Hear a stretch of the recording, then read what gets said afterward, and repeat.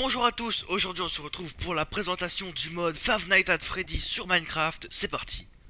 Ce mode consiste à ajouter de nombreux animatroniques, qui sont les monstres principaux de Five Nights at Freddy. Il y en a très beaucoup, je vous présenterai, et aussi de nombreux éléments qui servent de décor, ainsi que des peluches, des bornes d'arcade, le vrai bureau de Five Nights at Freddy's 1, les vieilles armures en ruine de Five Nights at Freddy's 3 et ce qui je crois est le popcorn de Five Nights at Freddy's Sister Location. Alors les caméras ne fonctionnent pas et nous avons aussi comme élément la tablette, mais la tablette ne sert à rien, c'est juste pour le kiff d'avoir un petit décor comme ça qui rend le jeu assez stylé. Alors passons tout de suite aux monstres. Les monstres, il y en a beaucoup, ils sont tous aussi stylés les uns que les autres parce qu'ils sont vraiment représentatifs des vrais. Par exemple, Freddy ressemble réellement à Freddy, à son regard, etc. Et il y en a beaucoup. Alors, je vais en sélectionner quelques-uns, comme ceux du premier. Ceux du premier, il y a Bonnie, Chica et Foxy, qui sont littéralement les mêmes. Ils ont vraiment la même apparence, etc. Et je trouve ça plutôt stylé. Alors les monstres ont tous les mêmes caractéristiques, sauf Foxy qui peut se déplacer plus vite et t'attaque que la nuit. Alors je vais mettre la nuit. Dès que commence à mettre la nuit, les monstres font tous leur son initial. Comme... Ok, attendez, je vais régler un petit truc. Les monstres font tellement de bruit que ça en devient abusif. C'est-à-dire Foxy, Freddy fait la musique, Foxy fait le bruit qu'on peut pas entendre à cause de la musique, donc je vais plutôt changer d'endroit. Comme je le disais, chacun des monstres a toujours ses capacités spéciales et ses sons différents. Par exemple, Golden Freddy ne bouge pas, émet les bruits d'enfants plutôt creepy du jeu. Et par contre lui, il n'attaque pas vraiment, il faut juste lui foncer dessus et là, on meurt. Et il y a vraiment tous les FNAF, par exemple il y a ce Five Nights at Freddy's 2. Il y a Springtrap de Five Nights at Freddy's 3, que je trouve plutôt élégant. Whitehead Bonnie de FNAF 2. La marionnette, qui est vraiment imposante celle-là, mais n'attaque pas non plus. Et il y a aussi les fanmades, comme la marionnette ultra creepy de... je ne sais plus quel jeu, c'est triste. Dans le Was Night at Rachel,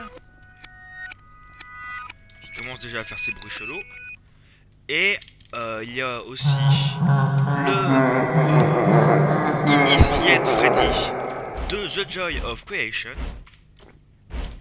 et Candy the Cat de je sais plus quel fanmade. Excusez-moi, mais je ne connais pas aussi tous les FNAF. Je ne suis pas aussi taré pour tous les connaître. Pour prendre l'exemple d'un animatronique, nous allons prendre quelqu'un de basique comme Toy Bonnie. Alors les animatroniques font tous la même chose quand on se met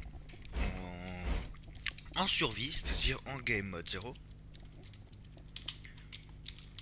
Ils font tous la même chose, dès qu'ils te verront, ils s'approcheront doucement de toi et te tueront en émettant un screamer. Enfin, pas un vraiment trop flippant screamer, mais au moins ça te surprend vraiment quand tu te fais attaquer dans le dos. Et d'ailleurs, si vous réussissez à tuer l'un d'entre eux, comme par exemple le rat, encore une parodie que je ne me souviens plus, vous gagnerez tout simplement du fer ou du fil. Par exemple, là j'ai pris un monstre particulier, je vais vite fait changer. Normalement, c'est du fer. Par exemple, je vais prendre Springtrap.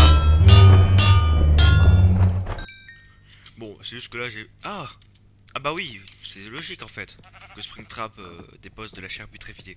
Bon, normalement, les animatroniques donnent du fer. Par exemple, du coup, je vais prendre l'exemple le plus simple. Freddy.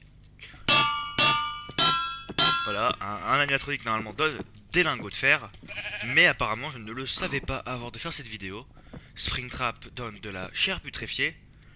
Et le rat donne du fil. Je ne sais pas, peut-être que ça a un rapport. En tout cas, pour Springtrap, je comprends, parce que si vous suivez l'histoire, c'est assez logique de retrouver ce genre de choses. D'ailleurs, c'est parti pour aller éclater un peu de mobs. Alors, j'avais aussi, je voulais aussi vous préciser pour les décors que les décors sont un peu buggés. C'est-à-dire, ils sont basiques. Il faut pas vraiment tenter de faire des choses bizarres parce que, par exemple, là, littéralement, je peux passer à travers le bureau. Ce n'est pas vraiment un objet en lui-même qui peut servir dans une survie. Donc, ce n'est juste un morceau de décor qui n'est pas vraiment très utile à l'histoire. Sauf le cupcake agit comme une dalle. Donc pour imaginer la difficulté de ce mode en survie, c'est que imaginez vous vous déplacez tranquillement, un zombie vous agresse, mais vous ne faites pas attention, vous décidez d'explorer cette grotte et un monstre vous fonce dessus et vous one shot tranquillement comme ça. J'espère que cette vidéo vous aura plu. N'hésitez pas à mettre un pouce bleu et à vous abonner à la chaîne. C'est tout pour cette vidéo présentation du mode Five Nights at Freddy. Et vous l'aurez peut-être remarqué, mais Foxy est tellement devenu mon ami qu'il ne m'attaque même pas en survie.